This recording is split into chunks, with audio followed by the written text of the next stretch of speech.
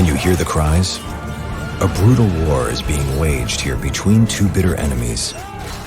But if you listen carefully, you'll hear that both the shouts of the fighters and the cries of the wounded are spoken in the same language. They belong to the same nation. Jews are fighting Jews. This war broke out here in Jerusalem 2,000 years ago. It was the start of the Great Revolt against Rome, a revolt that ended with the total destruction of Jerusalem and the Holy Temple. Here, in the area between the lower city down there and the upper city above, a civil war is taking place. It is vicious and bloody. It all began when the Roman governor Gaius Florus sent his soldiers to seize the gold treasures from the Holy Temple.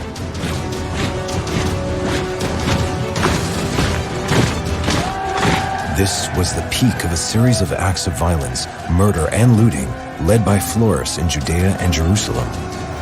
The Jews are no longer willing to accept this intolerable situation.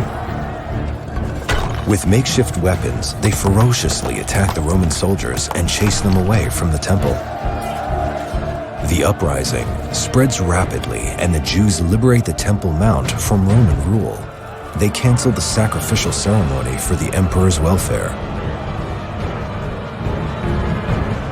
There's no doubt about it.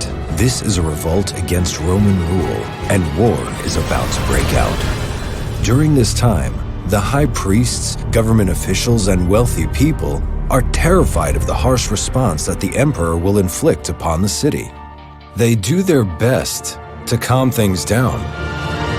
We're in mortal danger. Do you want to unsheath the Roman swords? This is suicide.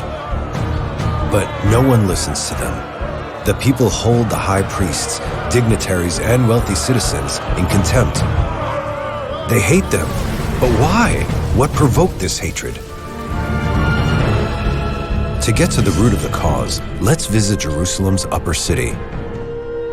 This was the home of the elite, the city's wealthy residents, the families of the high priests and government officials. Here, a few meters below street level, in the Jewish quarter of Jerusalem, Professor Nachman Avigad uncovered a wealthy neighborhood of the priestly aristocracy from the end of the Second Temple period. It appears that economic prosperity made Jerusalem one of the richest cities in the world. Those that benefited most of all this wealth were, of course, the priests.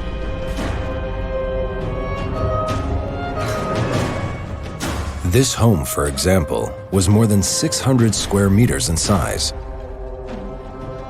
It included a mosaic floor, colored paintings on the walls, and even a decorated ceiling. Here, in the huge living room, the priests received his guests and sat down to dine with them using tableware that was the height of Roman fashion.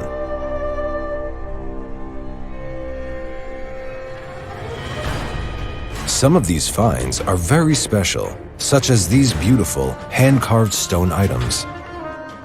These, together with the mikvahs that Avigad uncovered here, are distinguishing marks of the priests, who were meticulous in their observance of the laws of ritual purity.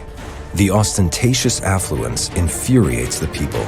They feel that all this wealth has been accumulated by the priests at their expense. One of the finds is a stone weight inscribed with the word Kathros. Kathros was the name of a priestly family mentioned explicitly in the Talmud, and not favorably. The Kathros family, together with the priestly families of Bethius and Ben Piabi, capture key leadership positions. They take advantage of their status to rule the people through the use of force and even violence. The corruption became so entrenched that priestly families even bribed their way to the position of high priest, abandoning all moral scruples that take control of the temple treasury. For they are high priests, their sons are treasurers, their son-in-laws are chamberlains, and their servants beat the people with cudgels. The tension between the people and the priests intensifies.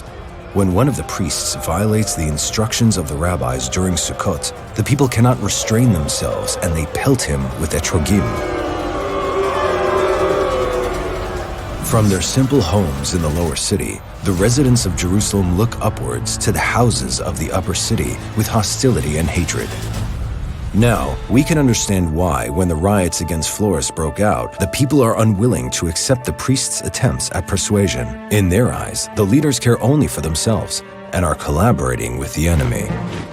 As the danger of war mounts, the priests, in desperation, call in the Roman army, a foreign army, to forcefully suppress their rebel brothers. The people react with tremendous fury. Hatred erupts in the streets in a wave of blood and fire. The beautiful homes of the rich priests and government officials go up in flames. A civil war rages in the streets of Jerusalem. Jews kill Jews, and blood flows through the streets.